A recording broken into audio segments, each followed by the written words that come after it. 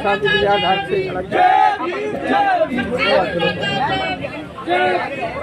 जय भीम।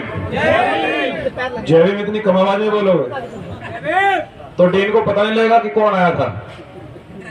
इसको dean mean को पता लग जाना चाहिए कि आज यहाँ कौन आया था, क्योंकि आंदोलन पहले भी हुए। सबसे पहले देश के सभी संतों महापुरुषों को नमन करते हुए, जिन्होंने देश की आजादी की लड़ाई से सामाजिक, राजनीतिक और आर्थिक परिवर्तन में अपने और परिवार की बलिदान देकर इस देश को आगे बढ़ाया। शांत रहिए, शांत रहिए, शांत रहिए, शांति बनाइए कुछ देर के लिए। और छत्रपति शिवाजी महाराज, पेरियार साहब, बिरसा मुंडा और हमें और इस देश को संविधान देने वाले परम पूजनीय बाबा साहब डॉक्टर अंबेडकर, उनको नमन करते हुए, और बहुजन नायक मान्यवर साहब काशीराम, जिन्होंने इस देश के अंदर जो कहा कि हम सामाजिक और राजनीतिक परिवर्तन करेंगे, उन्होंने करके दिखाया। उनको भी मैं बहुत बहुत नमन करता हूं। और भीम आर्मी, जय भीम संगठन के सभी स्टेटों से आए हुए प्रदेश अध्यक्ष और पूरी कार्यकारिणी, मंडल की कार्यकारिणी, संभाग की कार्यकारिणी, जिले की कार्यकारिणी, विधानसभा, ब्लॉक, गांव तक की कार्यकारिणी का मैं हार्दिक गहराई से धन्यवाद करता हूं, क्योंकि तुम्हारे बीच का कार्यकर्ता हूं। मैं जानता हूं कि तुम बस पर लटक कर कैसे आए हो, ट्रेन में खड़े होकर कैसे आए हो, और किस किस तरह से सफर करके आप लखनऊ के बाद आज दिल्ली में पहुंचे हो, मैं जानता हूं। क्योंकि भीम आर्मी जय भीम संगठन ने आपको एक ही बात सिखाई है, किसी परिस्थिति में लड़ना। मैं जानता हूं कि संगठन में जितने भी पदाधिकारी, कोई धन्ना सेठ का बेटा नहीं है, सब मजदूर के बेटे हैं, लेकिन पक्के अम्बेडकरवादी नहीं है, झूठे अम्बेडकरवादी नहीं है, पक्के अम्बेडकरवादी हैं। उन सभी कार्यकर्ताओं और पदाधिकारियों का मैं धन्यवाद करते हुए, और हमारे देश के जाने वाले वरिष्ठ अधिवक्तागण और हमारी बहन यहां लगभग 125 दिन से संघर्ष कर रही है, रितु सिंह। मैं बहन रितु सिंह की तरफ से यहां के विश्वविद्यालय के बड़े पदाधिकारियों को, अधिकारियों को कहना चाहता हूं कि आज हम यहाँ आए हैं और भीम आर्मी जय भीम संगठन कोई फर्जी काम नहीं करता है, और धड़कन किसी के बाप से नहीं है, ये आपको भी पता है, आपकी सरकार को भी पता है और आपके आका को भी पता है। इसलिए आज कुछ निर्णय यहाँ से संगठन ही लेकर जाएगा। हम किसी के भरोसे न तो न्याय छोड़ते हैं, और हमें लगता है कि न्याय नहीं मिल रहा है तो छीनना जानते हैं, लेकिन ये आपको पता है। लेकिन एक भाई हमारे कुछ मंच पर कह रहे थे, लेकिन मैं आप भाइयों से कहना चाहता हूं कि मैं जानता हूं कि आपको संगठन ने अधिकार नहीं मिलने पर छीनना सिखाया, लेकिन अपने घर में थोड़ा शांत रहने की भी अपील है मेरी आपसे, कि जब अपना घर का मंच लग रहा है, अपने समाज का, संगठन का मंच लग रहा हो, वहां थोड़ा शांति बनाए रखें। और हमारे बीच में हमारे वरिष्ठ विधायकगण और हमारे वरिष्ठ पत्रकारगण, जो कि भीम आर्मी में बहुत पहले से महत्वपूर्ण भूमिका निभाते आए हैं, मैं आप सभी का भी बहुत बहुत धन्यवाद करता हूं। और मेरे साथ में चलकर आए मेरे वरिष्ठ साथी, आप सभी का भी बहुत बहुत शुक्रिया। माताओं, बहनों, उत्तर प्रदेश बहुत सारे स्टेटों से बहनें भी आई हैं भीम आर्मी जय भीम संगठन की, आपका भी बहुत बहुत धन्यवाद। मैं अपनी बात को शुरू करने से पहले मैं यहाँ की फिर से इस यूनिवर्सिटी के लोगों से, बड़े अधिकारियों से कहना चाहता हूं कि आज मुलाकात करे बगैर हम यहाँ से नहीं जाएंगे।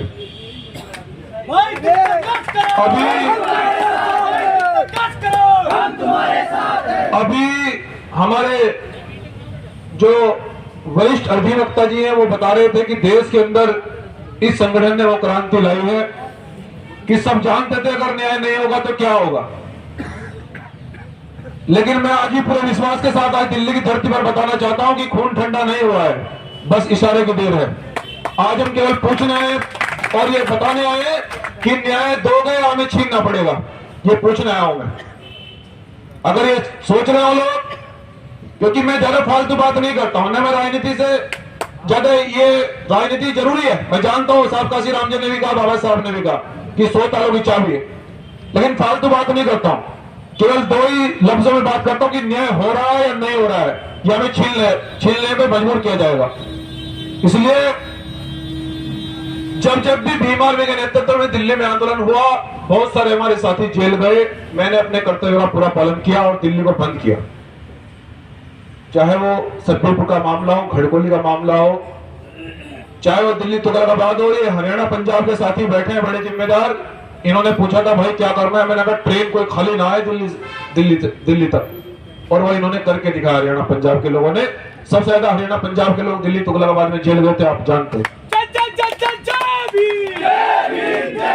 क्योंकि तुम संघर्ष करो। ये संगठन के उत्तर प्रदेश, हरियाणा, पंजाब और उत्तराखंड के ऐसे स्तंभ हैं, ये सच है कि बलिदान भी इन्होंने दिया है सबसे ज्यादा। और उस आंदोलन का राजद्रोह आज भी मुल्क पे चल रहा है, सभी लोगों के मुकदमे खत्म हो गए लेकिन चल रहा है।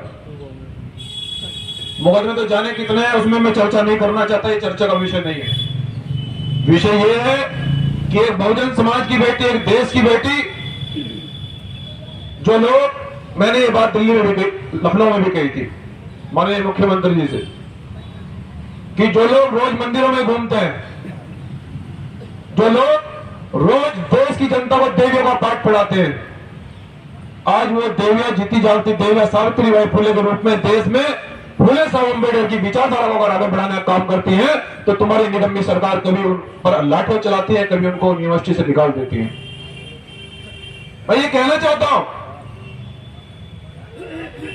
कि बात यह नहीं है कि जुल्म क्या हो रहा है, सवाल यह नहीं है कि जुल्म हो रहा है, सवाल यह है कि जुल्म सहने वाले चुप हैं। सवाल यह, साहब काशीराम ने हमें जो नारा दिया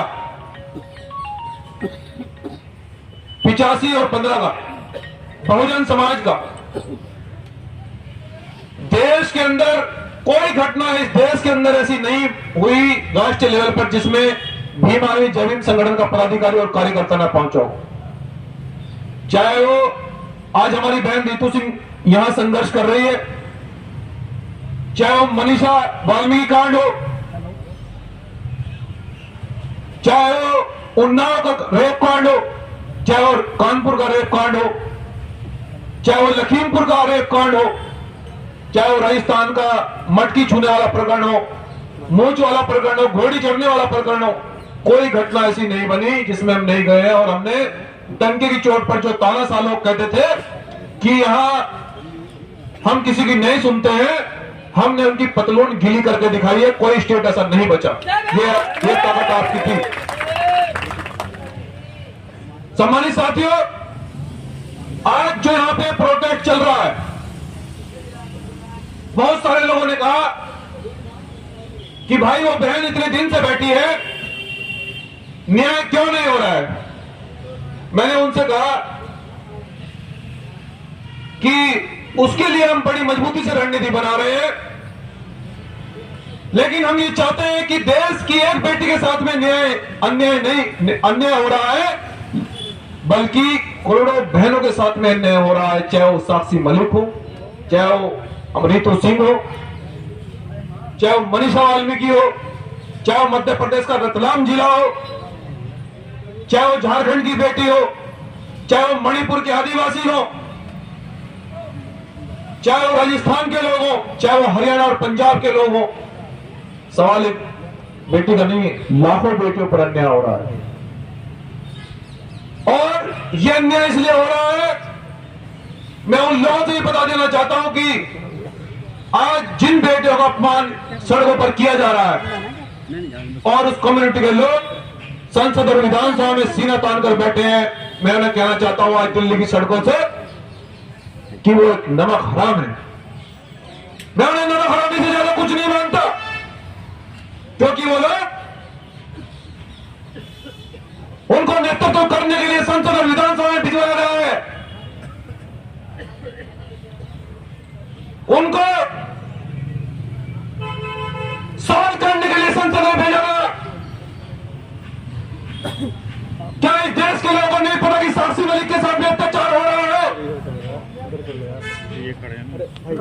क्या CST के लोगों को नहीं पता रीतू सिंह यहाँ पर बैठी है? कितनी दूर यहाँ से संसद है?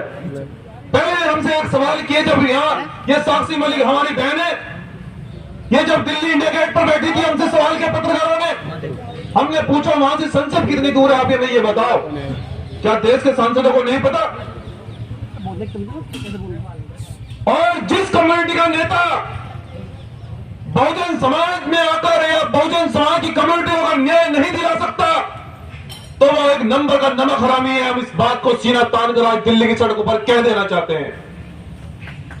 लेकिन भीम आर्मी जय भीम संगठन के लोगों, मैं जानता हूं कि आज बाबा साहब डॉक्टर अम्बेडकर और मंगल साहब काशीराम जी की विचारधारा को आगे बढ़ाकर उन्होंने कहा था कि मजदूर के वोट की भी ताकत इतनी है जितनी इस देश के प्रधानमंत्री के वोट की ताकत है। और बाबा साहब डॉक्टर अम्बेडकर गांधी का पेट को काट कर चले गए और उसको मंगल साहब काशीराम जी ने आगे बढ़ाकर मजदूर किसान के बच्चों को पार्लियामेंट में भेजने का काम किया। सम्मानित साथियों, यह जुर्म इसलिए हो रहा है क्योंकि जिन पर जुर्म हो रहा है वो खामोशी से चुप है। संविधान को मानने वाले लोग, जिस कम्युनिटी के लोगों ने संविधान को लिखा, वो आज घरों में सो रहे हैं। और बाबा साहब ने जाते जाते ये कहा कि मेरे भारतवासियों, इस कार्य को मैं यहां बेहद मुसीबतों से लेकर आया हूं। अगर तुम इसे आगे नहीं बढ़ा पाओ तो इसको किसी भी सूरत में पीछे मत जाने देना। इसलिए मैं आपसे कहना चाहता हूं, संगठन के लोगों, आप बेहद मुसीबतों से यहां पहुंचे। जहां भी आप संगठन आंदोलन होता है, मैं जानता हूं आप बेहद मुसीबतों का सामना करके वहां पर पहुंचते हैं। लेकिन उस बहन के हृदय से पूछ कर देखो कि आपने इस बहन का हौसला कितना बढ़ाया। आज इसके हृदय से पूछ कर देखो, तुम सब मजदूर के बच्चे अपने परिवार और घर छोड़कर इस बहन के समर्थन में हो। उन नमखानों के मुंह पर यह तमाचा है जिन्हें तुमने वोट देकर संसद और विधानसभा भेजने का काम किया, और तुम इस बहन के लिए यहां दिल्ली की सड़कों पर लड़ाई लड़ रहे हो। सम्मानित साथियों, इस देश के अंदर दो ही तरह की लड़ाई रह गई है, या तो मनवाद की या अम्बेडकरवाद की लड़ाई है। दो ही तरह की लड़ाई है इस देश के अंदर। जो लोग ये चाहते थे कि तलवार के दम पर MP बने, तलवार के दम पर शासक बने, अब ये नहीं होगा, क्योंकि बाबा साहब डॉक्टर अम्बेडकर को मानने वाले लोग इस देश के अंदर इतने हैं। इस देश के अंदर नहीं बल्कि विदेश के अंदर भी बाबा साहब डॉक्टर अम्बेडकर को मानने वाले लोग हैं। सम्मानित साथियों, मैं आपसे कहना चाहता हूं कि जिस प्रकार से यहां इस बहन का उत्पीड़न हो रहा है और जातिगत घटना के कारण इस बहन को यूनिवर्सिटी से निकाला गया, मैं उन अधिकारियों को पूछना चाहता हूं, क्या फूले साहब अम्बेडकर की बात करना गलत है? क्या बाबा साहब डॉक्टर अम्बेडकर की बात करना गलत है? अगर बाबा साहब डॉक्टर अम्बेडकर की बात करना गलत है तो तुम्हें कुर्सी पर बैठने का कोई अधिकार नहीं है, चाहे देश का DM हो, CM हो, चाहे PM हो। यह उसी बाबा साहब डॉक्टर अम्बेडकर की दी हुई कुर्सी है जिन्हें तुम्हें 1 तारीख को तनख्वाह मिलती है, तुम अपने बाल बच्चों को पालते हो। यह उसी बाबा साहब डॉक्टर अम्बेडकर की दी हुई कुर्सी है। तुम्हें यह कुर्सी इसलिए दी है कि देश की जनता को तुम शिक्षित करोगे। यह कुर्सी तुम्हें इसलिए दी है कि तुम देश की जनता के लिए न्याय करोगे। यह कुर्सी तुम्हें इसलिए नहीं दी गई है कि तुम जाति देखकर न्याय करोगे। अगर जाति देखकर न्याय होगा तो देश की जनता को न्याय नहीं मिलेगा, तो संविधान सुरक्षित नहीं रहेगा। इसका मतलब आप संवैधानिक कुर्सी पर नहीं है। आज भी आपके दिमाग में मनुस्मृति गुलामी है। और यूनिवर्सिटी के डीन साहब, अगर आपके दिमाग में मनुस्मृति की गुलामी की फोटो अगर आज भी है, अगर मनुस्मृति की बदबू आपके दिमाग में आज भी है, तो आज ये बहुजन समाज और भीम आर्मी जय भीम संगठन का कार्यकर्ता तय करके जाएगा कि पूरी दिल्ली में कहीं पैर रखने की जगह नहीं मिलेगी। आज तय करके जाएंगे। संघर्ष करो, संघर्ष करो। इसलिए सम्मानित भीम सैनिकों, मैं यहाँ के बार बार यूनिवर्सिटी के अधिकारी से कह रहा हूं कि गफलत में मत रहना, गफलत में बिल्कुल मत रहना, क्योंकि जब हमें लगता है कि अधिकार नहीं मिल रहे तो हम छीनना बहुत अच्छी तरह से जानते हैं और हमने छीने भी हैं। और जिन लोगों की तुम चाटुकारिता कर रहे हो, जिन सरकारी या सरकार के नेताओं की चाटुकारिता कर रहे हो, जिस समय हम भयंकर रूप से दिल्ली पर चलने की बात करते हैं तो तुम्हारे नेता रात को में 12 बजे फोन भी कहते हैं कि साहब कल हो जाएगा काम, रहने दो। मैंने कहा नहीं, अब नहीं सुनेंगे। बाबा साहब के बच्चे हैं, अगर इंजन नहीं चलेगा तो इंजन को खुद खींच कर दिल्ली जाने, वो ताकतवर लोग हैं, याद रखना।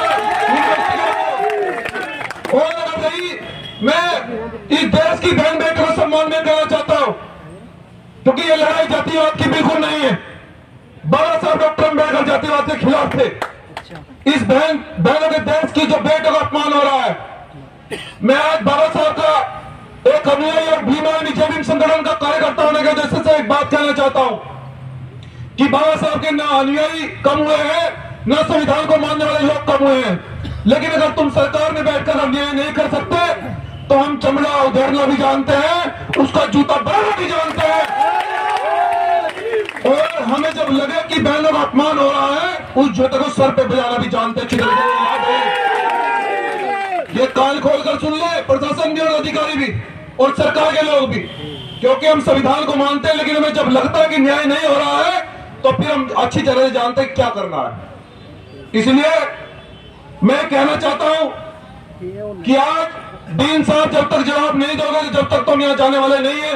अभी हमारे संचालक महोदय कह रहे थे कि कुछ देर में कार्यक्रम समापन होगा। नहीं, मैं जमीन से जुड़ा हुआ लोग हूं।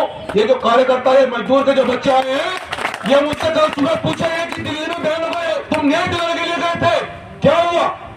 तुम राजस्थान में इंदर मेघवाल को न्याय दिलाने के लिए गए थे, क्या हुआ? तुम बहन साक्षी मलिक को न्याय दिलाने के लिए गए थे, क्या हुआ? तुम मजदूर किसानों के सम्मान में न्याय दिलाने के लिए गए थे, क्या हुआ? तुम संविधान के सम्मान में न्याय दिलाने के लिए गए थे, क्या हुआ? क्योंकि ये बाइक भाई चला के रखो, भाई चला के रखो। वही